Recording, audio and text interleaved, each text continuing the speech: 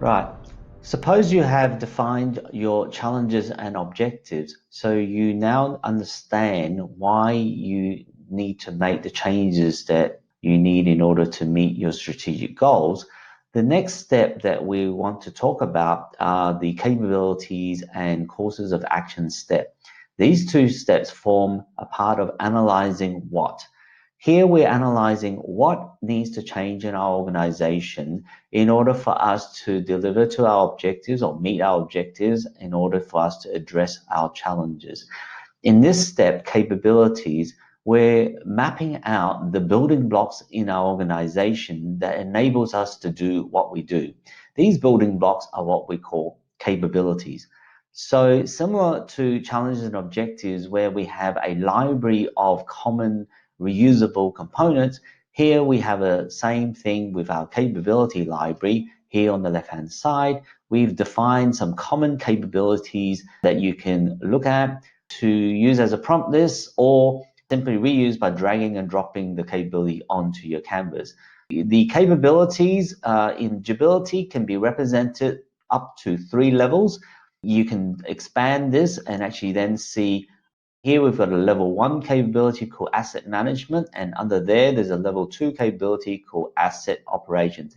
In our library, we only define up to 2 levels. On the canvas, you can define up to 3 levels. We actually encourage you to stay to no more than 2 levels, and on the rare occasion, if you need to, in this example, as shown here, you may go to a 3rd level, but that's highly recommended that you try to avoid to just 2 levels to keep it simple. What we will do is similar to the previous one, we will have a search here in our database to see whether we have a reuse or capability that we can drag onto a canvas.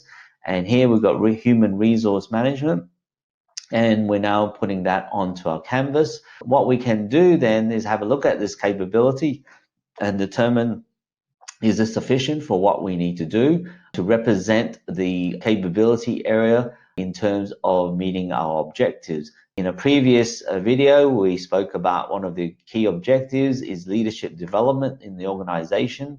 I see that there's no leadership development capability within this one, so that's a great opportunity for me to show you how you create a new capability. You do that by simply dragging the new capability object here onto your capability map, and we've got now a new capability which I can give this a name. I can give this a name by typing it into the property here, and let's call this leadership development as a new capability. That's great. What we need to then do is look at these capabilities and determine, well, what's the level of change required to this capability? And you can see that we've got this color coding palette here, and this represents your capability state. When you use this color code to assign to a capability, and I can do that by selecting capability, then clicking here, and you'll see that that changes. And the white means that it's a capability that's not relevant for the purpose of this scope of the strategy roadmap, but we have this ability for you to mark it as something that you've identified as a capability on my map, but we don't need it. Why do you do that? Well, it's for the occasions where you're marking a capability as having been assessed, but actually is not relevant for the purpose of this exercise. And when you're talking to your stakeholders about this capability map, you can actually quickly show them that, yes, we've actually looked at this capability, but it's not relevant. The blue means that it's a capability that exists today, but no change required to it. The gray means that it exists today, but we no longer need this in the future. So it's a capability that would be decommissioned or deprecated. That the capability requires a low level of change, a medium level of change, a high level of change, and the purple represents that this is a new capability, a capability that's not existed in our organization before. And for this exercise, I'm just going to use the new capability.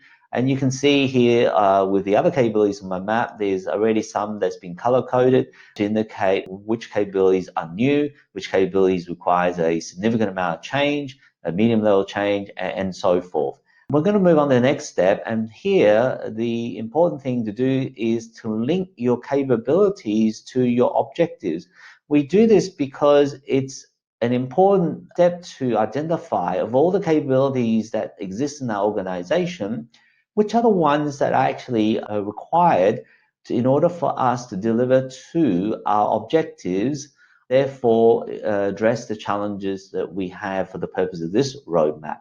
We can see here on the left-hand side, we have a list of the objectives that we had defined in a previous video. And with these objectives, you can see that there's a number shown over here. And as I move my mouse over it, you can also see the number corresponding to it highlights a bit to show you where it is. And what this number here is showing you is that there are currently one capability that's linked to this objective.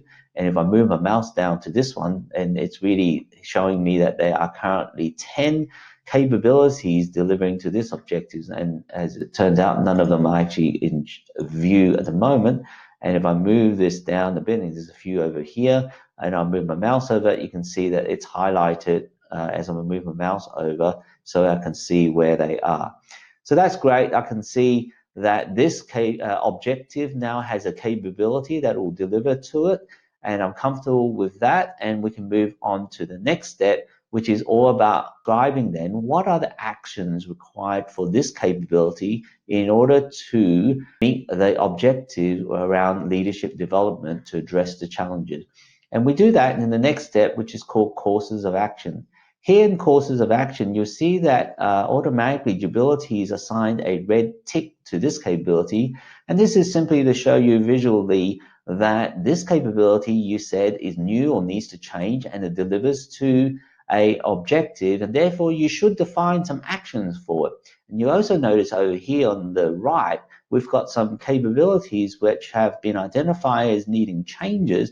However, Jibility has not automatically assigned a tick to this, and it's really saying to you, you don't need to, and you shouldn't probably define any actions for these, because although someone in your stakeholder group may have said, hey, that campaign management is a capability that needs to change, it doesn't deliver to your objectives. Therefore, there should be no focus on this particular capability. You shouldn't define any actions for it. Now, we've captured that nevertheless in this map to show the stakeholders, yes, you're right, that needs to change. But for the purpose of this scope of work, we're not going to do anything about it unless you're telling me that there's an objective that's missing, and we therefore need to link that to it. Now, until we agree that there's a new objective required, there's no focus required on that. So let's go back to this one, which is leadership development. I've clicked on it here. And on the bottom here allows me then to define the actions specific to that course or that capability. And I'll drag that new course of action here that then allows me to define what are the actions that's required for this particular capability to deliver to the objectives. And in this example, I am going to put in here an action relating to appointing a leadership champion.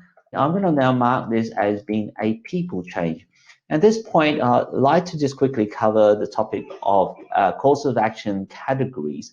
And with courses of action categories, the default in Jibility are people, physical, and process, or people, process, and physical. You can define your own here in Jibility by clicking on the canvas properties, and under the courses of action categories, you can actually rename these courses action categories or add your own. In some cases, some organizations prefer to name physical and rename this to technology instead, and I can do that by just typing in here. And I can add additional categories. Today, one of the categories that most organizations need to consider are things such as security, maybe information, and so forth. So you can add as many categories as you would like. And when I've confirmed that, I can actually now look at my categories here for my courses of action. And now I've got a list of categories for the different type of course actions that I should consider. Think about that for a minute.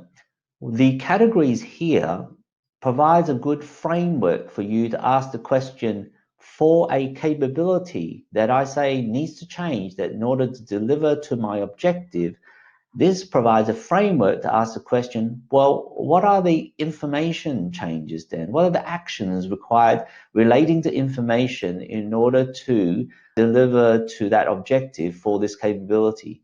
What are the people actions required to make to this capability in order to deliver to the objectives? What are the process actions? What are security actions? And what are the technology actions? So this category is important as a prompt list, as a framework to ensure that you have covered all the different elements of actions and change to a capability to deliver to your objective. I've created one and I've said this is a people action, and I want to create a couple more to show you how this works. One thing we will do is define a leadership training program, and I will say that this is relating to content, so it's information, and I might implement a leadership training platform, and that is a technology change. And I might just stop here. I'm not going to go and add all the possible courses of actions. One other thing we will do is for this course of action is to assign an estimated value to this. How much is it going to cost to deliver this? So for the purpose of this, I'm going to say that appointing a champion, actually, it's going to be a part-time role, and I'll say that for the course of this, it's probably only a medium cost. In the case of defining the leadership program, there's a fair bit of work required to this, and I'll say that that's a high cost. And to actually implement the platform, the cost for this is also high. Again, similarly to defining your course of action categories, if we go to the Canvas properties and click on estimation, this is where you define what the estimation ranges means to you, your context, and in your organization. What's the range in terms of dollar value for what is very low, low, medium, high, and very high? And of course, for a small not-for-profit organization, this range could be quite low, and for a large multinational, the range could be much higher, and it's up to you. There you have it. We've defined our course of actions and we've given it an estimate, and ideally you've gone through and identified all the different actions for each of the categories to ensure coverage. And what you then do is that you click on this indicator to say, hey, I'm done. And that's a good visual cue to show you on your map which capabilities where you've completed defining course of actions for. And now we'll move on to the next step, which is relating to visualizing how.